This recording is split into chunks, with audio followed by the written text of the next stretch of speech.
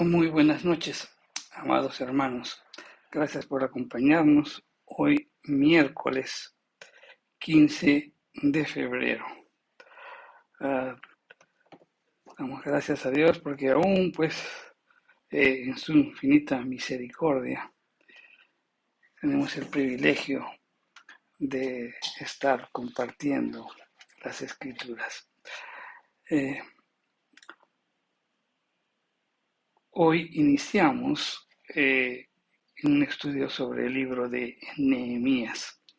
La semana pasada hicimos una pequeña introducción, ¿no?, a este libro, en donde estuvimos resaltando algunos aspectos de quién es Nehemías, con el ánimo pues de eh, poner cierta expectativa de todo lo que vamos a hablar en este maravilloso libro. Pues bien, vamos a iniciar nuestras reuniones siempre pues orando, pidiendo la dirección del Espíritu Santo. Padre Santo, Señor, tu palabra va a ser expuesta. Señor, pues oramos para que podamos comprenderla, atesorarla en nuestro corazón, podamos coger los principios que hay en ella y ponerlos por obra, Señor. Eso es lo importante, no llenarnos de conocimiento, sino ponerlo por obra. Padre Santo, en el nombre de Jesús, te pedimos eso. Te alabamos, te exaltamos, Señor, ten total control de todo lo que hagamos en esta noche. En el nombre de Jesús. Amén. Bien, hoy miércoles 15 de febrero, pues iniciamos nuestro libro de Nehemías. Hoy vamos a ver los primeros 3 versículos de este maravilloso libro. En estos 3 versículos, pues como que se habla de que unas personas llegaron a visitar a Nehemías. Este es en el mes Quisleu, ¿no?, en el año 20, cuando él estuvo en Susa. Y Susa era la capital del reino. Y ahí vino pues Anani, y pues cuando tiene ese encuentro con Nehemías le pregunta por los judíos que habían escapado, los que se habían salvado de la cautividad, y por Jerusalén. Y Anani le responde pues que estaban en una situación difícil, en una situación vergonzosa, que el muro estaba en ruinas y sus puertas destruidas con fuego. ¿No? Esto es a grandes rasgos lo que dice estos 3 primeros versículos con los que se inicia el libro de Nehemías. Vamos a leer Nehemías capítulo 1, versos del 1 al 3. Y dice: palabras de Nehemías, hijo de Acalías. Aconteció en el mes de Quisleu, en el año 20, cuando, estando yo en Susa, capital del reino, que vino Anani, uno de mis hermanos, con algunos varones de Judá, y les pregunté por los judíos que habían escapado, que habían quedado de la cautividad, y por Jerusalén. Y me dijeron: el remanente, los que quedaron en la cautividad allí en la provincia, están en gran mal y afrenta, y el muro de Jerusalén derribado y sus puertas quemadas con fuego. Bien, vamos a entender un poquito esta historia que nos permita pues tener claro el mensaje. Y sobre todo, como dijimos, hay que coger el principio de esto, de eso se trata, no coger las enseñanzas, ¿no?, en las escrituras. El mes Quisleu es el 9º mes. No nos olvidemos que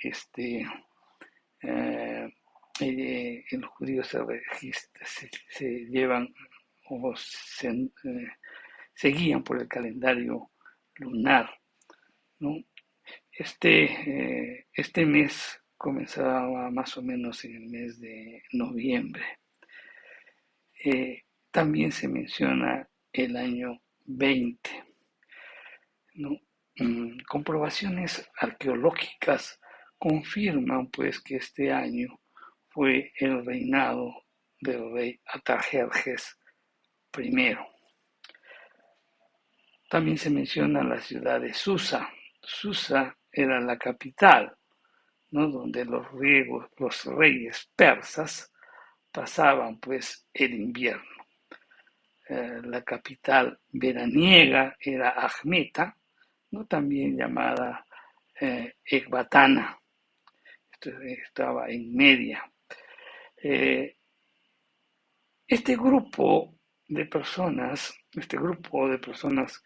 que habían venido de Judá, pues habían viajado más o menos 1800 kilómetros. Miren, el viaje de Jerusalén a Babilonia duraba más o menos 4 meses, de acuerdo con lo que dice el libro de Esdras, ¿no? En el capítulo 7. Y el tramo, pues, entre Babilonia a Susa, pues agregaba de repente unas semanas más. Tremendo esfuerzo que hicieron estos hombres, ¿no? La escritura se refiere a que estas personas los denomina hermanos, ¿no? Entonces, este calificativo que aparece ahí, hermanos, ¿no?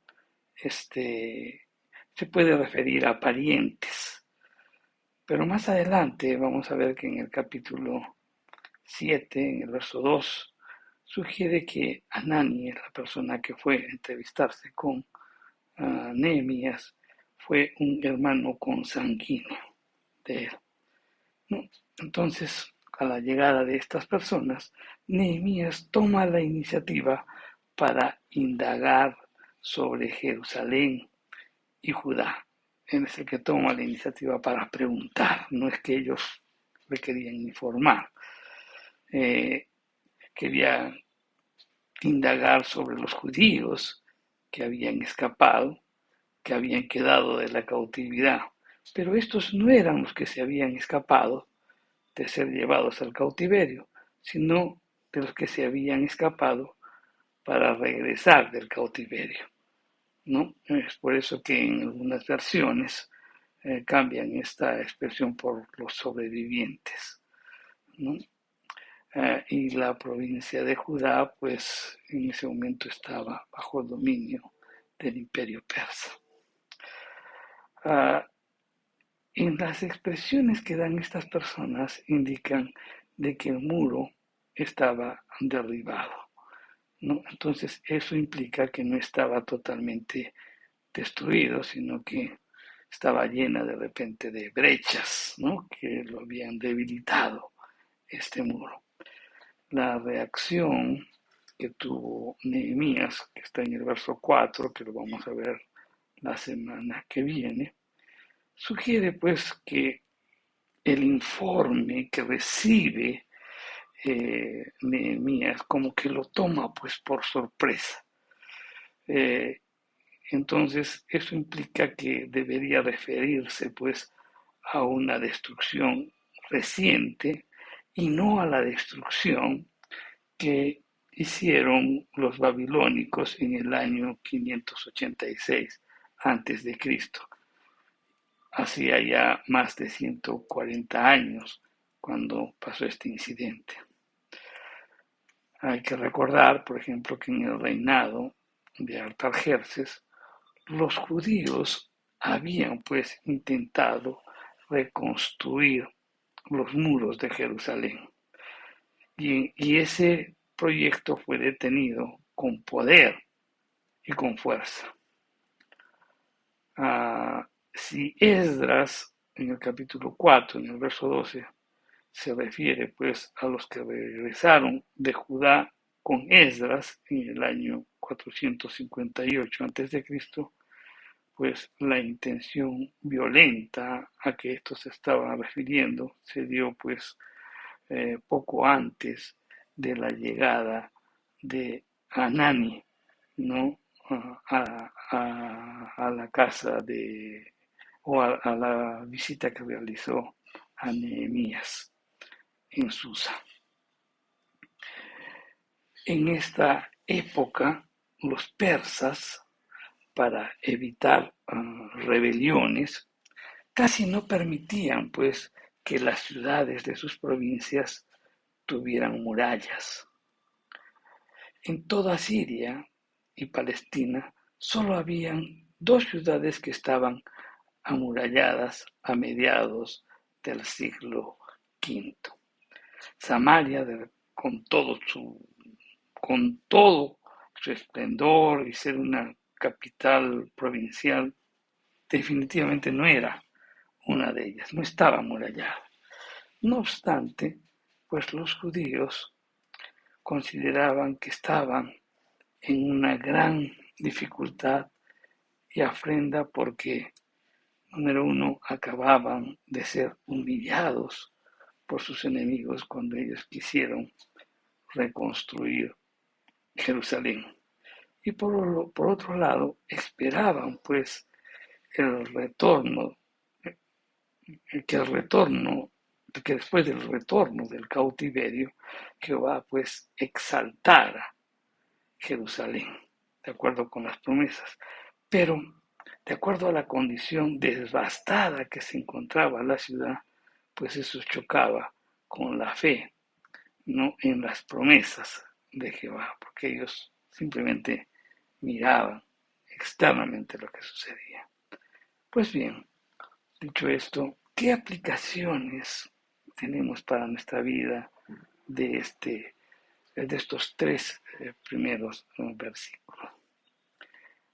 Miren, lo primero que podemos hacer es reflexionar o revisar un poco los libros de la Biblia que están relacionados con esta época para tener una muy buena enseñanza. Miren, el libro de Esther, ¿no? Todos sabemos que Esther fue un instrumento de la gracia de Dios.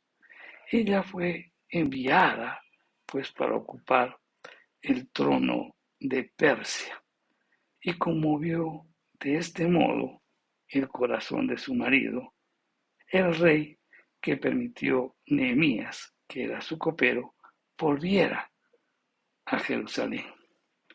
Nehemías pues comienza la reconstrucción, a reconstruir la ciudad de Jerusalén.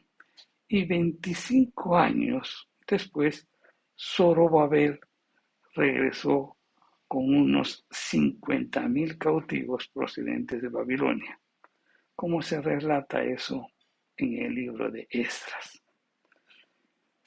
Bien, entonces primero debería ser el libro para comprender bien la historia, primero debería estar el libro de Esther, después el libro de Nehemías y después el libro de Esdras.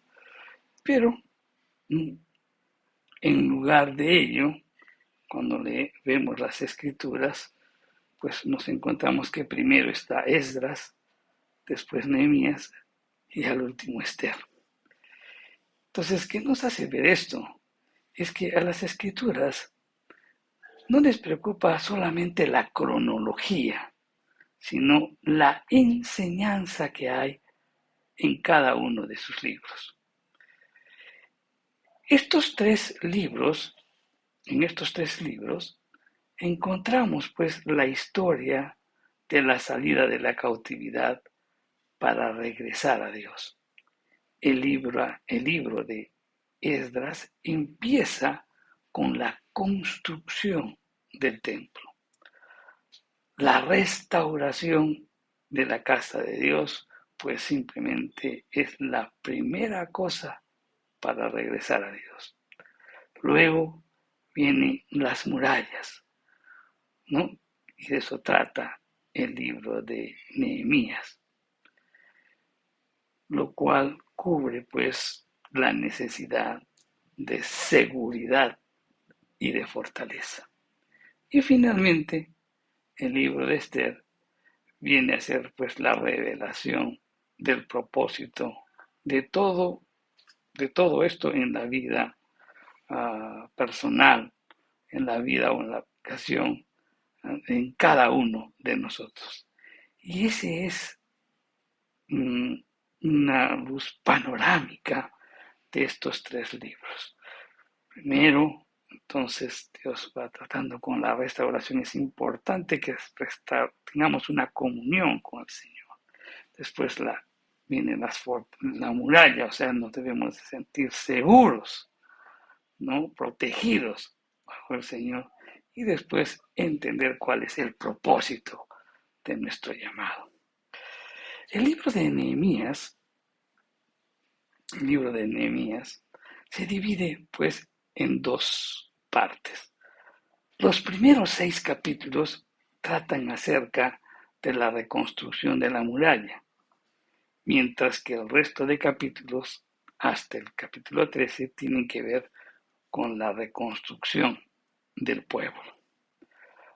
Entonces la pregunta que nos podemos hacer es, ¿qué es lo que simboliza una muralla? Normalmente una muralla pues simboliza la fortaleza y la protección. Todas las ciudades pues se edificaban, ponían murallas para protegerse, ¿no? Y a una determinada, o tenían sus puertas y a una determinada la cerraban, nadie entraba, nadie salía. De ese modo se protegían. Es interesante recordar cómo estaban, por ejemplo, construidos los muros de Jericó. La Biblia dice que eran muros pues, que tenían más o menos unos 6 metros o 9 metros de alto y 6 de ancho, ¿no? O sea, eran unos muros impenetrables para esa época, ¿no?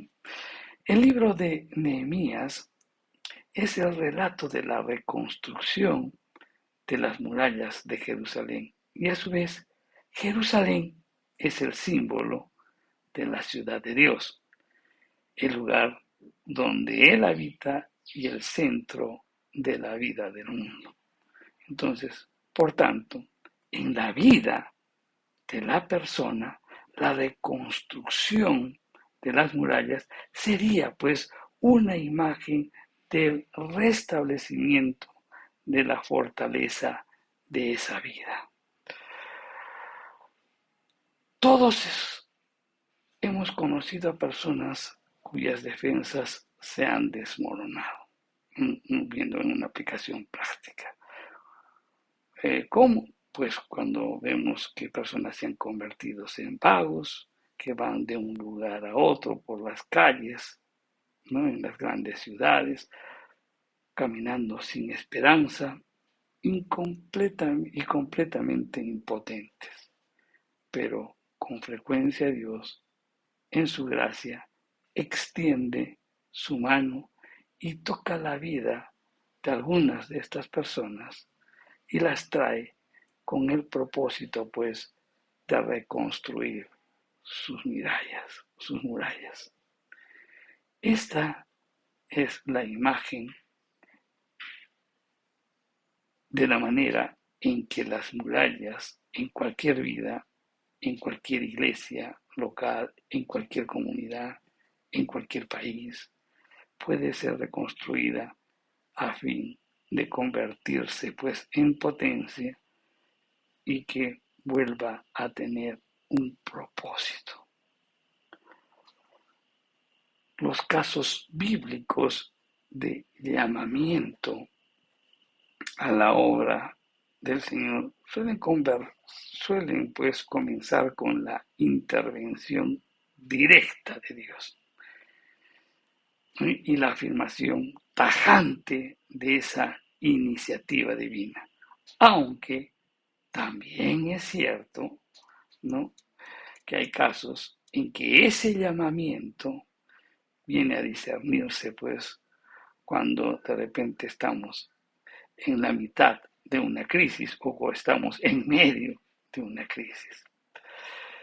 Y obviamente movidos pues por una conciencia que deja pasar la luz en medio de la oscuridad y con una percepción de acuciante necesidad, pues estamos convencidos de tomar una decisión al respecto y acudir al llamado de Dios. El llamamiento de Nehemías justamente había seguido ese patrón. La narración de los hechos deja bien claro qué es lo que les preocupa y le interesa a Nehemías. ¿Qué es lo que le preocupa y qué es lo que le interesa a Nehemías?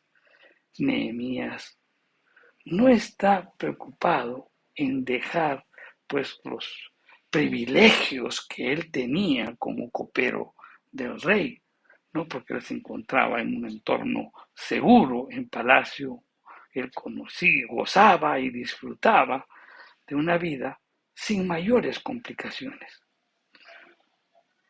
No estaba preocupado en dejar todo eso. Nehemías no está pendiente, pues entonces, de sí mismo.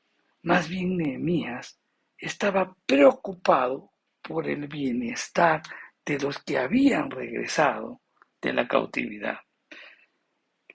La iniciativa no fue de los visitantes, sino del propio Nehemías, que estaba preocupado por esa gente.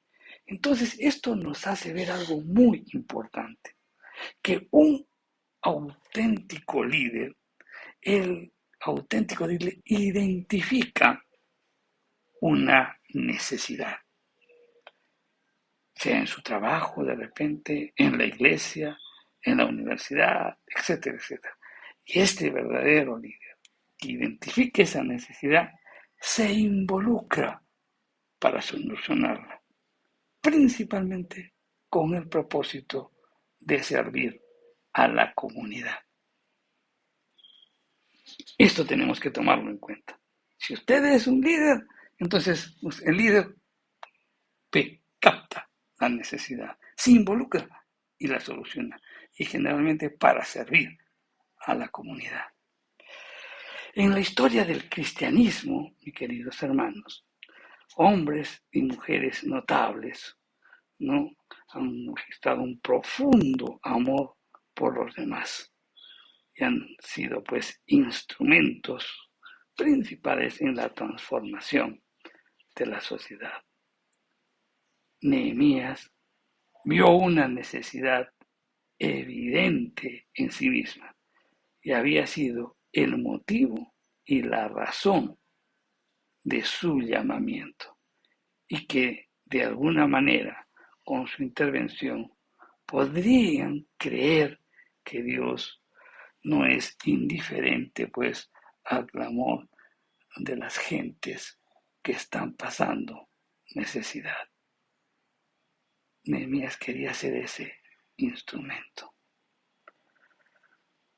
Por otro lado, estos 3 versículos también nos muestran las prioridades de Nehemías, las cuales también tienen que ser nuestras.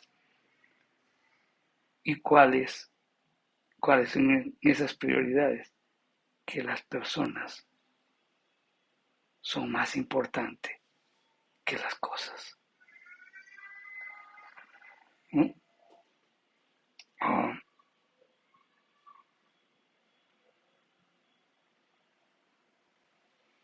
Las personas definitivamente son más importantes. A veces nosotros tomamos decisiones porque queremos alcanzar algo y no tomamos en cuenta a las personas. Nehemías nos está mostrando que en primer lugar, pues, tenemos que trabajar por el bienestar de las personas. El cristiano ha sido llamado para servir a los demás, para servir al prójimo. la situación de las personas era infinitamente más importante que esos muros caídos, por si acaso. De repente todos piensan, no, había que edificar, darle seguridad. No, era importante, pero ¿por qué? No por la construcción misma del muro, sino por las personas. Estaba más preocupado por las condiciones de vida de esas personas que el estado en que se encontraba la muralla. Así también, cada uno de nosotros tenemos que caracterizarnos para estar dispuestos a pensar y actuar en favor de los demás y en dar prioridad a la voluntad divina por encima de nuestra propia conveniencia. El apóstol Pablo lo expuso esto en una forma admirable en 2 de Corintios, el capítulo 5, el verso 15, y dice: Cristo se entregó a sí mismo en la cruz para que todos, cuando confiaran en Él y alcanzaran el perdón y una nueva vida, no vivieran ya más para sí mismos, sino para aquel que murió y resucitó por ellos. El vivir para Cristo conlleva, pues, ineludiblemente a amar y a servir a los demás. Sabemos eso en nuestros corazones, hermano.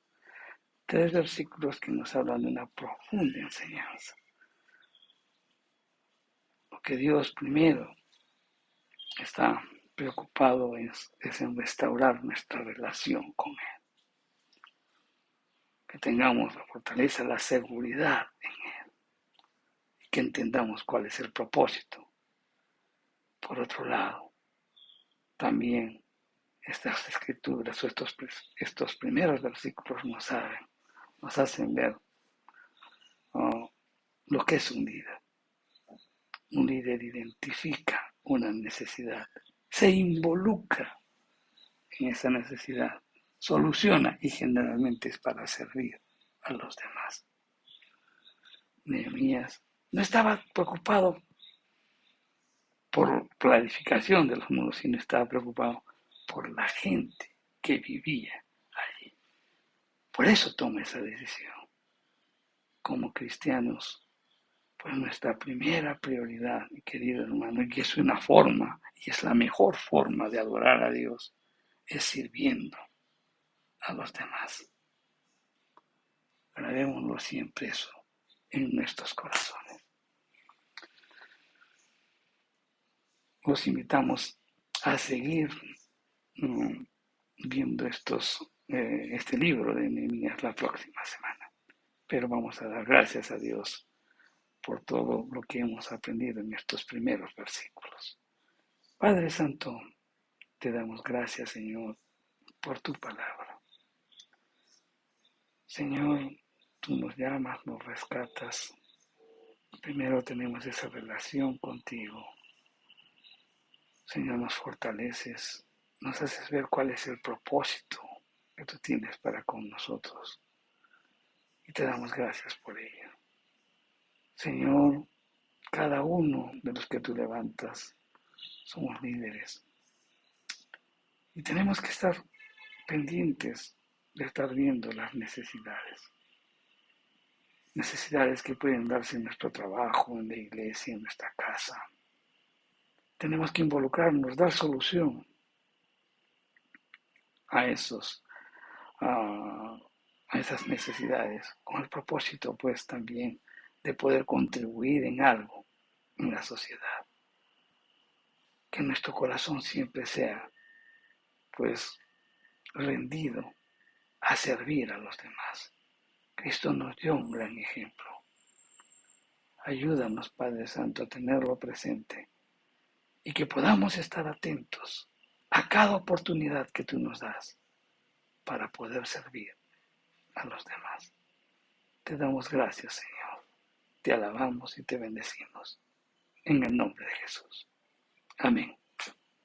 Te esperamos, mi querido hermano, la próxima semana para seguir con este estudio del libro de Nehemías.